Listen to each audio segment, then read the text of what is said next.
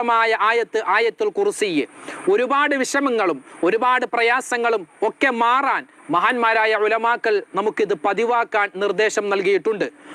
ഒരിക്കൽ ആദരവായ റസൂലുള്ളാഹി സ്വല്ലല്ലാഹു അലൈഹി വസല്ലമ തങ്ങൾ ഒരു ചെറുപ്പക്കാരനായ സ്വഹാബിയെ കണ്ടുമുട്ടുകയാണ്. നബി തങ്ങൾ കണ്ടപ്പോൾ തന്നെ ചോദിച്ചു, അലാ തതസവ്വജ്, നീ വിവാഹം കഴിക്കുന്നില്ലേ?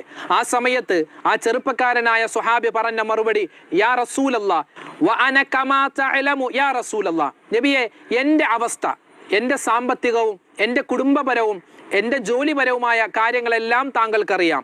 എനിക്കൊരു വിവാഹം കഴിക്കാനുള്ള മാനസികമായ ത്വാഖത്ത്, ശാരീരികമായ ത്വാഖത്ത്, സാമ്പത്തികമായ ഭദ്രത ഇല്ല നബിയെ എന്ന് ആ സ്വഹാബി തിരിച്ച് പ്രതികരിക്കുകയാണ്. നബി തങ്ങൾ അങ്ങനെ ആ ഒരു കൂടിക്കാഴ്ചയ്ക്ക് ശേഷം മറ്റൊരു പ്രാവശ്യം ആ ഒരു സഹാബിയെ കണ്ടുമുട്ടിയപ്പോൾ വീണ്ടും ചോദിച്ചു, അലാ തതസവ്വജ്, നീ വിവാഹം കഴിക്കുന്നില്ലേ?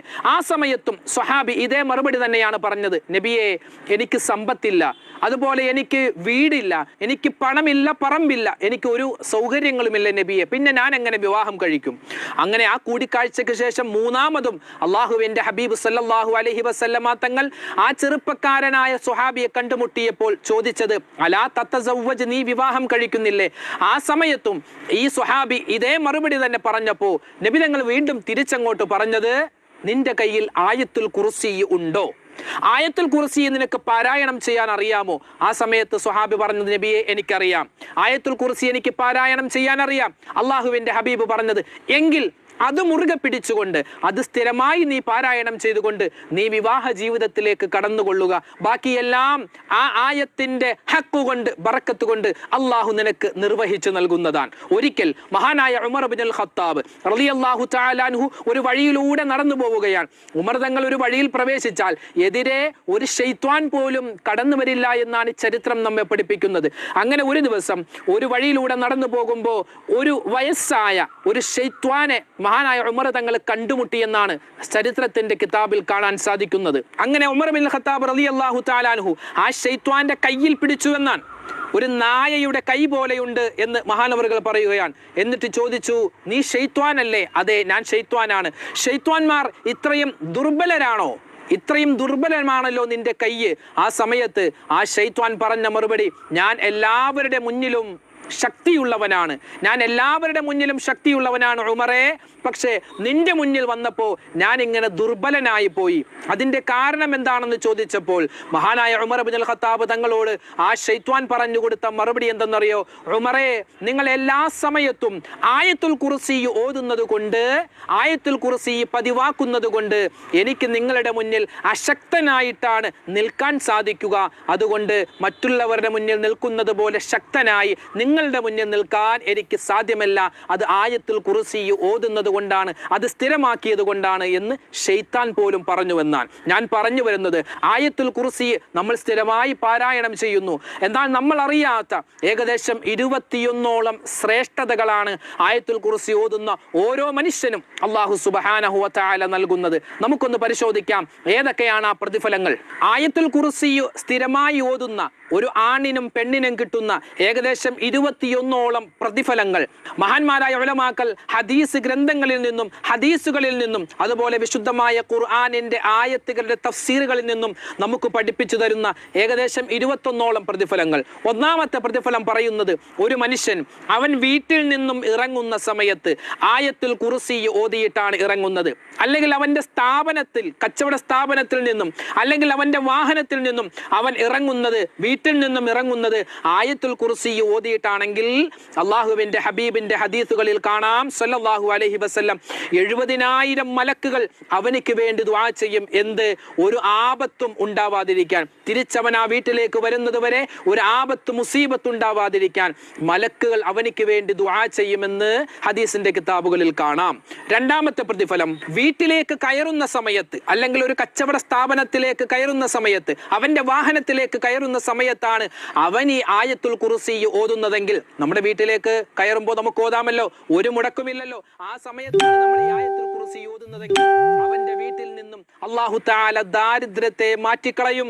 അതുപോലെ അവന്റെ വീട്ടിൽ ഒരുപാട് ഐശ്വര്യങ്ങൾ, ബറക്കത്തുകൾ അല്ലാഹു കൊടുക്കും. അവന്റെ വീട്ടിൽ ഒരു പ്രയാസവും ഉണ്ടാക്കില്ല ഓതേണ്ട രീതിയിൽ അവൻ ഓതിയാൽ എന്ന് ഹദീസിന്റെ കിതാബുകളിൽ കാണാം. മൂന്നാമത്തെ പ്രതിഫലം, ഒരു മനുഷ്യൻ ആയത്തുൽ കുർസി വുളു എടുത്തതിന് ശേഷം അവൻ 5 വഖത്ത് നമസ്കാരത്തിന് വുളു എടുക്കട്ടെ, അല്ലാത്ത സമയത്ത് ഉറങ്ങുന്ന നേരത്തൊക്കെ നമ്മൾ വുളു എടുക്കാറുണ്ടല്ലോ, അല്ലാത്ത സമയത്ത് വുളു എടുക്കട്ടെ, വുളു എടുക്കുന്ന സമയം വുളുവിന് ശേഷം അവൻ ഈ ആയത്തുൽ കുർസി പാരായണം ചെയ്താൽ അള്ളാഹു അവന് കൊടുക്കുന്ന പ്രതിഫലം എന്തെന്നറിയോ? 70 ദറജകൾ, 70 പദവികൾ ദുന്യാവിലും ആഖിറത്തിലും അള്ളാഹു ഉയർത്തി കൊടുക്കുമെന്നാണ്. പദവികൾ എന്നതുകൊണ്ടുള്ള ഉദ്ദേശം ഒന്നുകിൽ ദുന്യവിയായ പദവികളാവാം, അല്ലെങ്കിൽ ആഖിറത്തിൽ സ്വർഗത്തിൽ ഒരുപാട് ദറജകളുണ്ട്. ആ ദറജകൾ ഒരുപക്ഷെ അള്ളാഹു താല അവനിക്ക് കൂട്ടിക്കൊടുത്തേക്കാം. അതുകൊണ്ട് ഓരോ ഉളുവിന് ശേഷവും ആയത്തുൽ കുർസി ഓതുക. നമുക്കൊന്നും ഓതാൻ ഒരു മുടക്കമില്ലല്ലോ, അതുകൊണ്ട് ഇത് പ്രത്യേകം ഓതാൻ ശ്രദ്ധിക്കുക. നാലാമത്തെ പ്രതിഫലം എന്തെന്ന് പറഞ്ഞാൽ, പരിശുദ്ധമായ നമസ്കാരത്തിന് ശേഷം, ഓരോ ഫർദ് നമസ്കാരത്തിന് ശേഷവും ആയത്തുൽ കുർസി ഓതുന്ന മനുഷ്യനെ പറ്റി നബി സല്ലല്ലാഹു അലൈഹി വസല്ലമ തങ്ങളുടെ ഹദീസിൽ കാണുന്നത്, സ്വർഗത്തിന്റെയും അവന്റെയും ഇടയിൽ മരണമെന്ന മറ മാത്രമേ ഉള്ളൂ. മരണത്തിന് ശേഷം അവൻ നേരെ സ്വർഗത്തിലേക്കായിരിക്കും. എങ്ങനെയുള്ളവൻ? നമസ്കാരത്തിന് ശേഷം അവൻ ആയത്തുൽ കുർസി മുടങ്ങാതെ നല്ല തഖ്വയോടെ ഇഖ്ലാസോടെ പ്രതിഫലം കിട്ടണമെന്ന ആഗ്രഹത്തോടു കൂടി ആയത്തുൽ കുർസി ഓതിയാൽ അവന്റെയും അതുപോലെ സ്വർഗത്തിന്റെയും ഇടയിൽ മരണമെന്ന മറ മാത്രമേ ഉള്ളൂ എന്ന് നബി സല്ലല്ലാഹു അലൈഹി വസല്ലമ തങ്ങൾ പറയുകയാണ്. അഞ്ചാമത്തെ പ്രതിഫലം നബി സല്ലല്ലാഹു അലൈഹി വസല്ലമ തങ്ങൾ പറയുന്നു, ഒരുവൻ വീട്ടിൽ വെച്ച് ഇശാഇന്റെയും മഗ്രിബിന്റെയും ഇടയിൽ അവൻ ആയത്തുൽ കുർസി ഓതുകയാണെങ്കിൽ വീട്ടിൽ നിന്നും 30 ശൈത്വാന്മാരെ അല്ലാഹു തആല അകറ്റി നിർത്തുമെന്നാണ്. നമുക്കറിയാം, ഒരു ഭാര്യയും ഭർത്താവുമുള്ള വീട്ടിൽ, ഒരു കുടുംബം താമസിക്കുന്ന വീട്ടിൽ ഏത് സമയത്തും ഒരു ശൈത്വാൻ സ്ഥിരമായി കയറിയിറങ്ങുമെന്നാണ്. ആ ശൈത്താന്റെ പരിപാടി എന്താ? ആ ഭാര്യയെയും ആ ഭർത്താവിനെയും അല്ലെങ്കിൽ ആ മാതാപിതാക്കളെ, മക്കളെ തമ്മിൽ എങ്ങനെ തെറ്റിക്കാം, അവരെ എങ്ങനെ വഴക്കു കൂടിക്കാം എന്ന ഒരു ചിന്തയിൽ നടക്കുന്ന ഒരു ശൈത്വാൻ ഉണ്ടെന്നാണ്. ആ ശൈത്വാനെ അകറ്റാൻ ഇശാ മഗ്രിബിന്റെ ഇടയിൽ ആയത്തുൽ കുർസി പതിവാക്കുന്ന ഓരോ വീട്ടുകാർക്കും സാധിക്കും. അവനെ തൂത്തെറിയാൻ, അവനെ അകറ്റി നിർത്താൻ സാധിക്കുമെന്ന് നബി സല്ലല്ലാഹു അലൈഹി വസല്ലമ തങ്ങളുടെ ഹദീസിൽ കാണാം. ആറാമത്തെ പ്രതിഫലം ഏതെന്നറിയോ? ആയത്തുൽ കുർസി ഓതുന്ന ഒരു മനുഷ്യന്റെ വീട്ടിൽ 40 ദിവസം കണ്ണേറോ സിഹ്റോ ഏൽക്കുകയില്ലെന്നാണ്.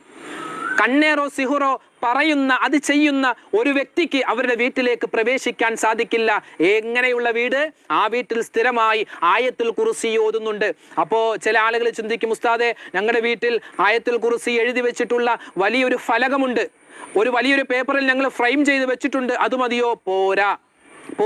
ഇത് ആയത്തുൽ കുർസി ഓതുന്ന ആളുകൾക്ക് പറയുന്ന പ്രതിഫലമാണ്, അല്ലാതെ ആയത്തുൽ കുർസി ഫ്രെയിം ചെയ്ത് വീട്ടിൽ സൂക്ഷിച്ച ആളുകൾക്ക് പറയുന്ന പ്രതിഫലമല്ല. ഇത് സ്ഥിരമായി ഈമാനോടെ, തഖ്വയോടെ, ഇഖ്ലാസോടെ, നല്ല നിയ്യത്തോടു കൂടി ഓതുന്ന ആളുകൾക്ക് കിട്ടുന്ന പ്രതിഫലമാണ് ഇവിടെ പറയുന്നത്. ഏഴാമത്തെ പ്രതിഫലം ഏതെന്നറിയോ? ഉറങ്ങാൻ നേരത്ത് വുളുവെടുത്തുകൊണ്ട് നല്ല രൂപത്തിൽ വുളുവെടുത്ത് ഉറങ്ങുന്ന സമയത്ത് ഇത് പാരായണം ചെയ്ത്, ആയത്തുൽ കുർസി പാരായണം ചെയ്താണ് അവൻ കിടക്കുന്നതെങ്കിൽ ആ ഉറക്കത്തിൽ അവന്റെ എല്ലാ ആപത്ത് മുസീബത്തുകളെ തടയാൻ ഒരു മലക്കിനെ അല്ലാഹു തആല സംരക്ഷണമാക്കി ഏൽപ്പിച്ചു കൊടുക്കുമെന്ന് മുത്തായ റസൂലിന്റെ ഹദീസിൽ കാണാം. എട്ടാമത്തെ പ്രതിഫലം ഏതെന്നറിയോ? അവനിക്കും അവന്റെ അയൽവാസികൾ, അവനിക്ക് മാത്രമല്ല അവന്റെ അയൽവാസികൾക്കും അല്ലാഹു റഹ്മത്ത് ചെയ്യുമെന്ന് നബി സല്ലല്ലാഹു അലൈഹി വസല്ലമ തങ്ങളുടെ ഹദീസിൽ കാണാം. ഒമ്പതാം